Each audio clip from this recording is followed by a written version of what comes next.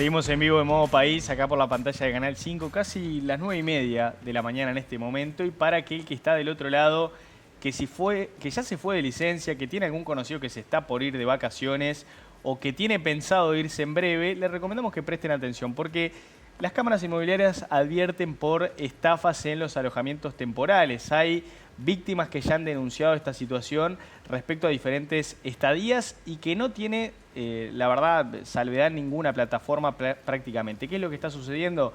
Muchas veces se abona una seña o el pago completo de la estadía y resulta que esa propiedad finalmente no existe o llegan al lugar y definitivamente no era como se marcaba en la publicación.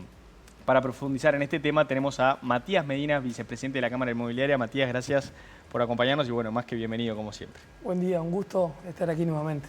Bueno, Matías, ¿qué es lo que está pasando realmente? Hay una situación que viene siendo denunciada, que tal vez en otros veranos no habíamos oído, por lo menos con esta repercusión.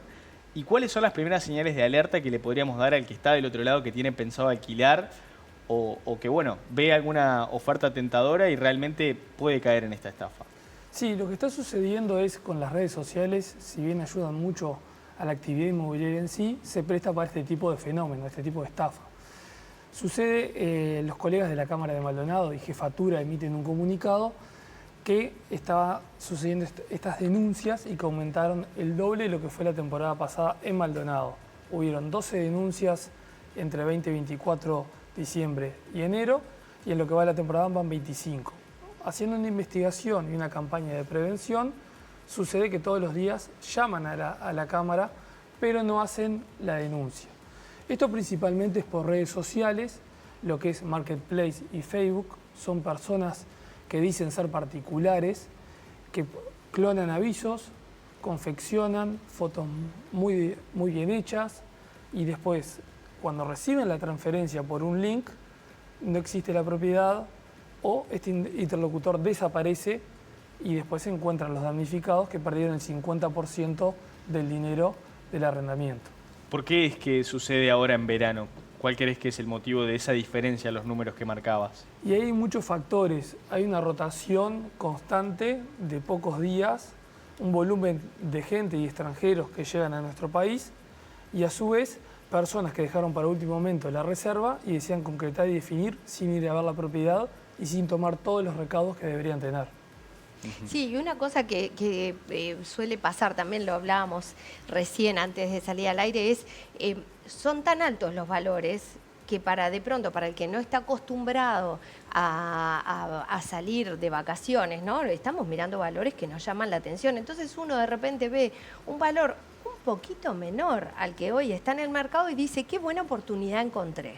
Entonces, ¿cómo saber que hay una oportunidad cuando el valor, porque si el valor es muy ridículo, uno dice, che, esto es raro, pero hay veces que está tan cerca del valor promedio, ¿no? Que si algo vale $100 y a mí me piden 80, quizá digo, ay, qué suerte que encontré uno de 80.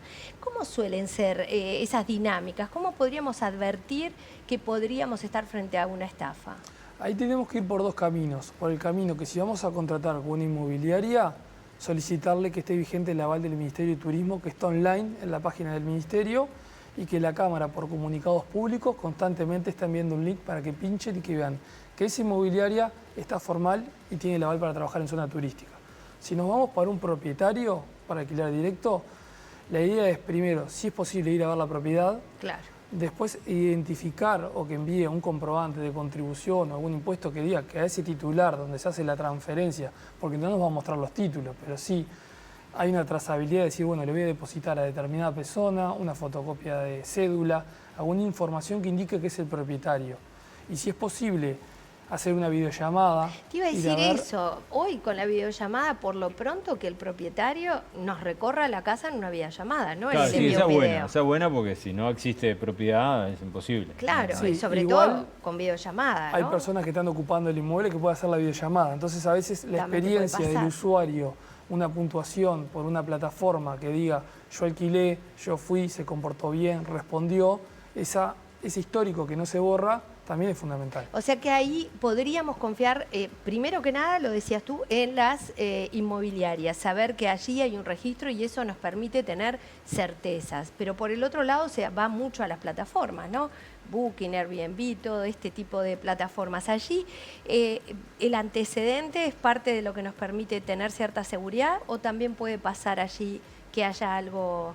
¿Tienen antecedentes de que con Booking, Airbnb o alguna de estas, sin ser marketplace, funcionan con estafa? Nosotros lo que tenemos es que lo ideal sería una inmobiliaria que esté establecida y que esté formal en sí. Primero porque también sucede que se tiene que hacer un contrato por temporada, se tiene que hacer un inventario, se tiene que hacer un recibo de alquiler donde detalle qué se está pagando y bajo qué condición. Entonces esa formalidad se cumple, uno tiene dónde ir a reclamar. Si hacemos por esos portales, tenemos que tener en cuenta esos comentarios y esas reseñas para... Yo no le recomendaría a un familiar que vaya a haga una seña a una persona que nunca hubo un usuario que lo calificó, por ejemplo. Claro. Porque es 98% de riesgo. Tal vez esa persona recién arranca en el portal y es muy buena y va a ser un muy buen anfitrión. Pero hoy por hoy, con lo que está sucediendo, no correría ese riesgo. Pasa que es bravo, digamos, es poco práctico a veces fijarse si en el listado oficial de los arrendatarios está tal vez esa persona. Sí, lo que decís de las calificaciones en las plataformas, ¿no? Ahora, antiguamente, corregime si me equivoco, quizás a veces pasaba que para la persona que alquilaba la propiedad era un riesgo el hecho de la transferencia, porque sucedía esto de que a veces se mandaban comprobantes falsos o podía haber ese tipo de estafa. Y hoy en día la situación parece ser al revés. Parece que las personas que alquilan son las que están en esta situación de mayor riesgo. Sí, puede ser un poco engorroso, pero después que se pierden 4.000, 5.000 dólares por no hacer clic y buscar un link de un colega o no hacer una pequeña búsqueda, ya deja de serlo porque el riesgo es importante y el dinero que se pierde también. Y estamos perdiendo en cuenta el factor emocional de decir, voy con toda mi familia, voy a pasar los 15 días del año y estoy dando vuelta en el departamento con 30 grados a ver si puedo ir a dónde veranear o volverme. Entonces ese factor también cuenta. Y el tema, ¿cómo haces con plataformas como Facebook, como Marketplace, que, o bueno, podemos mencionar alguna otra, digo, pero que muchas veces no hay un sustento de cómo reclamar o algo que realmente te motive a hacer la denuncia después? Bueno, Facebook y Marketplace es un mundo aparte. Nosotros hemos hablado con colegas, con personas de Mercado Libre, Infocasas y Gallito, y ellos están trabajando mucho en la validación de los usuarios y hasta de las propias inmobiliarias.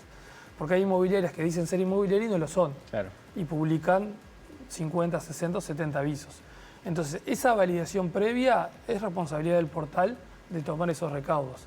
Y después trabajar en esa pequeña investigación o acudir a las cámaras para que le digan, este colega está asociado, no está asociado, tiene número de aval, hacer esas consultas. En la página web de la Cámara, ¿es fácil encontrar esta información como para que no tengamos que estar pensando a dónde vamos a ir a buscarla? Sí, está accesible en sí. Tenemos donde podemos ver todos los socios que son miembros a nivel de Montevideo, pero a nivel en todo el país, porque la Cámara tiene presencia en los 19 departamentos. Entonces, y también tenemos número de WhatsApp y lo que es el fijo, que estamos siempre respondiendo, y tenemos 2 funcionarias que están a disposición de las personas y de los socios, sobre todo. No nuclea todas las inmobiliarias la Cámara, ¿verdad? O sea, hay algunas inmobiliarias que están por fuera de esta Cámara. La Cámara nuclea a inmobiliarias que tienen presencia en los 19 departamentos, somos cercanos a las 900 empresas, nuclea todas las cámaras del interior, pero hay socios que no están agremiados. Entonces, sobre esos socios no tenemos esa comunicación. Con la reciente aprobación, que es novedad que vinimos con el problema y ahora venimos con la solución, cada vez tenemos más socios y más miembros de la institución y de la Cámara que quieren ser parte de. ¿Y dónde son los departamentos que ustedes están registrando la mayor problemática? Porque se habla de Maldonado, se habla de Rocha, se habla de Colonia. ¿En esta época en particular es allí donde están concentradas este tipo de estafas? Sí, nosotros el turismo hoy por hoy nuclea el 5,8% del PBI y hay una proyección de Ceres que va a ascender al 6,3%. Es una actividad muy importante. Este tipo de delitos se da más que nada el turismo de playa, que llamamos, Rocha, Canelones, Maldonado. Ahora estamos haciendo un relevamiento con Jefatura que nos proporcione la información. Ya lo solicitamos formalmente para ver cómo van las denuncias en los otros departamentos. Las que tenemos oficialmente, que el departamento de prensa comunicó, son las de Maldonado. Bien, perfecto. Bien, en cuanto a los precios, hablemos un poquito Mucho se ha hablado en el último tiempo de esa discusión de es más barato quedarse en Uruguay, es más barato salir al exterior. Actualmente, ¿le llegan reclamos? ¿Ustedes consideran que los precios están bien?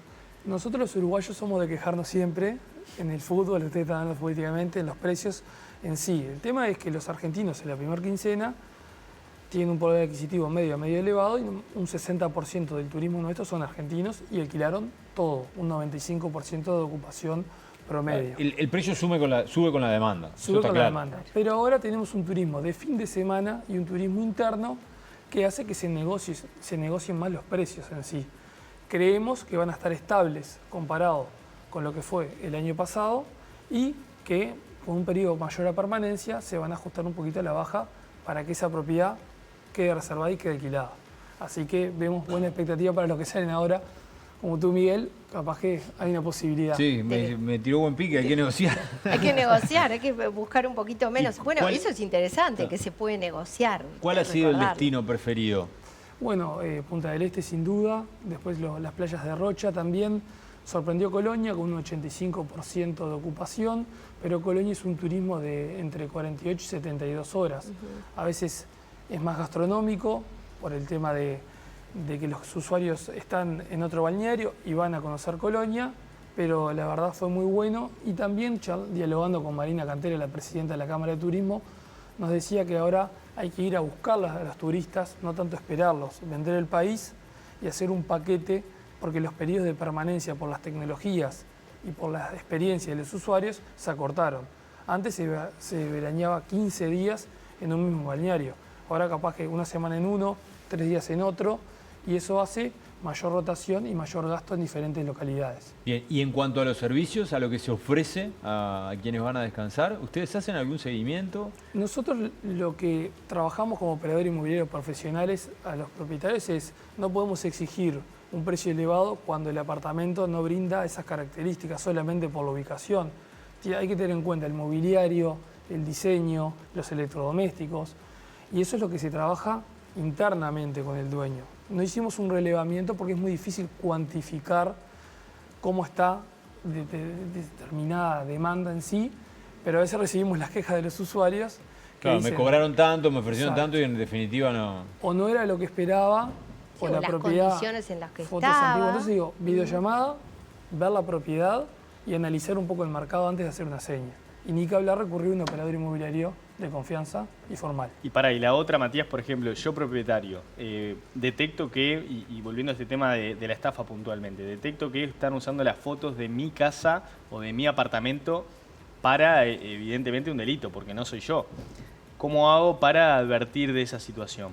Primero denunciar a la misma plataforma ese aviso, como que es fraude en sí, y enviar un mail de contacto con el link. Después, que esa plataforma o red social tome los recaudos, ahí ya es confiar o creer. Y si es posible, desde sus conocidos o de sus redes sociales, decir, esta publicidad es engañosa o no es mi inmueble. Pero Una de las cosas que sí, te anoto acá un poquito, una de las cosas es pedirle justamente a todo lo que podamos, a muchas personas que también denuncien, porque cuando la red social encuentra varias denuncias sobre lo mismo, suele actuar. Sí, ahí generalmente podemos en estado de Instagram, por favor denunciar por qué esta propiedad, pero a veces sucede que ponen la ubicación de otra casa. Claro. Entonces las personas tienen que salir a la explicación que la casa no está en alquiler y que no es la misma de las fotos, porque se ubica en Google Maps que el link de la casa pertenece a esa zona. No, es muy difícil darse tremendo, cuenta. Es un lío bárbaro. Claro, es complicado y por eso también el ir a portales o a las empresas que son las que nos dan certeza, porque como bien decías, después que uno pierde el dinerito, el ahorro que pudo hacer para irse a sus vacaciones, este tipo de cosas te arruinan, además de lo que puede implicar. Y después lo otro, ¿está estipulado con cuánto, hay una cifra con cuánto señar? Digo, para tener una idea también, porque... Sí, si vos podés decir, bueno, seño con 1.000 pesos y si pierdo 1.000 pesos, te pago cuando llegue. Otra cosa es señar 10.000 pesos y vos decís, bueno, capaz que se fue ahí la mitad de lo que iba a pagar. Allí, como todo acuerdo de partes, cada negocio es independiente, pero está establecido generalmente que entre un 30 y un 50% son las señas que se realizan, pero después bajo un recibo que diga 50% del alojamiento, horario de ingreso, horario de salida y todo detallado, incluso también los consumos, porque a veces se paga un seguro o un depósito adicional en garantía por alguna rotura o en base a los consumos que se van a cobrar, pero cuando uno ingresa hay que sacar fotos del contador de agua o de luz, porque para fijar una fecha cierta de qué te van a cobrar después a la hora de la salida. Eso también es otro factor importante que muchas veces no se dice. No, y por eso también la diferencia me parece, está bueno hacer la distinción entre cómo funciona Marketplace y Facebook puntualmente y otras plataformas que tienen otro tipo de garantía, otro respaldo que de cierta manera vos tenés la protección de tu tarjeta, la protección de ese alojamiento, ¿no? Sí, igual sucede que en otros portales conocidos se han clonado avisos y han habido estafa. Baja el tema del riesgo, pero las redes sociales hoy por hoy son muy riesgosas. Claro, también nos puede pasar a veces cuando vamos al exterior, ¿no? Que reservamos a distancia, que no conocemos. Le ha pasado a alguna gente que cuando llegan al lugar ese alojamiento no existe. Te pregunto, ¿las inmobiliarias cobran una comisión? ¿En qué rango o en qué valor tiene que estar esa comisión para que sepamos también qué tenemos que abonar en ese caso por el trabajo? Ya sabemos que las plataformas la cobran de una forma o de otra, la están cobrando directamente al propietario o como en el caso de Airbnb que ya te aparece ahí una comisión. En el caso de las inmobiliarias en Uruguay, ¿cuál es el costo por un alquiler temporal? Habitualmente es el 10% masiva sobre el costo total del alquiler. Y un temita que me quedó enganchado de lo anterior es que este delito va a seguir existiendo y nosotros lo que tenemos que trabajar como cámara y como operadores inmobiliarios en la prevención, porque en sí ya después es un tema de inteligencia y de la propia policía de poder ver estos hackers cómo están actuando y cómo están haciendo, porque ya deja de ser un delito que pongo un cartel y digo vendo y tomo una seña de 4.000 pesos. Si un usuario se crea y se toman señas todo 24 horas de diferentes departamentos, los montos son muy elevados. Bien, perfecto. Bueno, quedó clarísimo. Y aparte ahora se viene un desafío importante, ¿no? Porque si bien estamos en verano, se ha advertido en varias oportunidades de que la idea es que Uruguay sea un país de turismo todo el año, ¿no? Digo, Sí. indudablemente baja, pero se viene esa lucha de también invitar principalmente a los uruguayos a que hagan turismo interno durante todo el año. Ese turismo de fin de semana que decís vos. Turismo de fin de semana, Maldonado tuvo al año 100 denuncias y si queremos vender el Uruguay natural, hay que ser Uruguay natural, pero a su vez Uruguay de garantías. Y eso es lo que tenemos que trabajar. Bien, perfecto. Muchas gracias por estos minutos. Por favor, a ustedes. Bueno,